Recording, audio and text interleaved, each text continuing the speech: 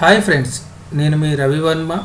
ఇవాళ విరిగిపోయిన వాటర్ ట్యాప్ని బిగించడం ఎలా అనే విషయాన్ని గురించి తెలుసుకుందాం. ఇందులో ప్లాస్టిక్ ట్యాప్స్ డెలికేట్గా ఉండటం వల్ల ఊరికే విరిగిపోతూ ఉంటాయి. సో దాన్ని లోపల విరిగిపోయిన ట్యాప్ని ఊడదీయడానికి ప్రయత్నం చేస్తున్నాను. సో అది ఊడదీయడానికి మనకి కొంచెం పెద్ద సైజు ఉంటే సరిపోతుంది. దాన్ని కొంచెం లోపలికి నొక్కేసి టైట్గా తిప్పేస్తే కొంచెం కష్టంగా ఉంటుంది. కాకపోతే దానిలో వాడేది టెఫ్లాన్ టేప్ అవటం వల్ల మనం గట్టిగా తిప్పితే కొంచెం ఈజీగా, స్టార్టింగ్ కొద్దిగా గట్టిగా తిప్పాలి, తర్వాత ఆటోమేటిక్గా ఫ్రీగా వచ్చేస్తుంది.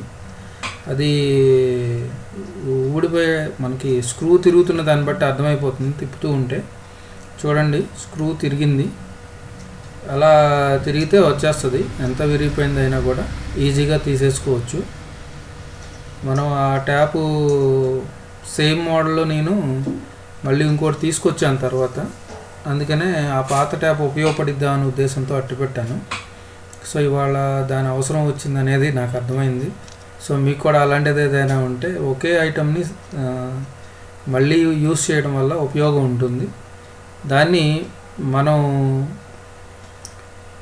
విరిగిపోయిన ప్లేస్లో ఆ ట్యాప్ యాజ్ ఇట్ ఈజ్గా పనిచేస్తుంది. అయితే అంతకుముందు ఉన్న మోడల్లో వాటర్ లీక్ అవుతుందని తీసేశాను. సో దాని లోపల ఉన్న పార్ట్స్ వరకు దీనిలో వేసేసుకుంటే సరిపోతాయి. ఇది రన్నింగ్ ట్యాపే కాబట్టి ప్రాబ్లం లేదు.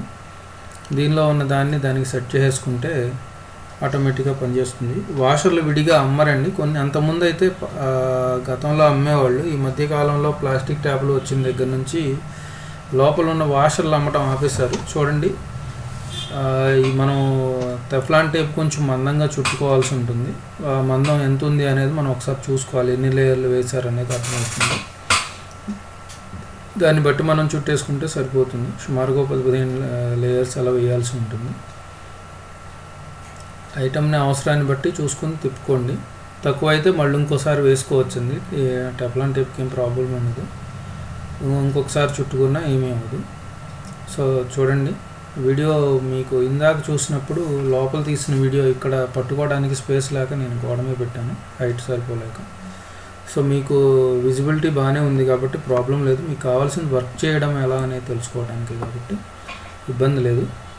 సో అలా మనం టేప్ చుట్టడం అయిపోయిన తర్వాత ఆ టేప్ ఊరికే డెలికేట్గానే ఉంటుంది. అలా మనం తిప్పుకోవడం కరెక్ట్గా పెట్టాలండి. మొత్తం అంటే వెడల్పు చూసి మనం పెట్టుకోవాలి. మడతలు పడుతూ ఉంటుంది. మడతలు పడకుండా చూసుకొని తిప్పుకోవాలి. అయిపోయింది కదా తిప్పడం, ఇంకా మనం ట్యాప్ బిగించేసుకుంటే సరిపోతుంది. ప్రాబ్లం అయితే ఇంకేదన్నా అవసరమైంది తగ్గింది అని అనుకుంటే కనుక బిగించిన దాన్ని బట్టి మనకు అప్పుడే తెలిసిపోతుంది కాబట్టి ఇబ్బంది లేదు. ఫ్రెండ్స్, మీరు మన ఛానల్కి కొత్తవారు అయితే కనుక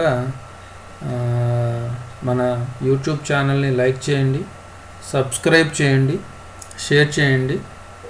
ఇలాంటివి చాలా సింపుల్గా చేసుకోగలిగిన వీడియోస్ కోసం నేను మ్యాక్సిమం ట్రై చేస్తూ ఉంటాను.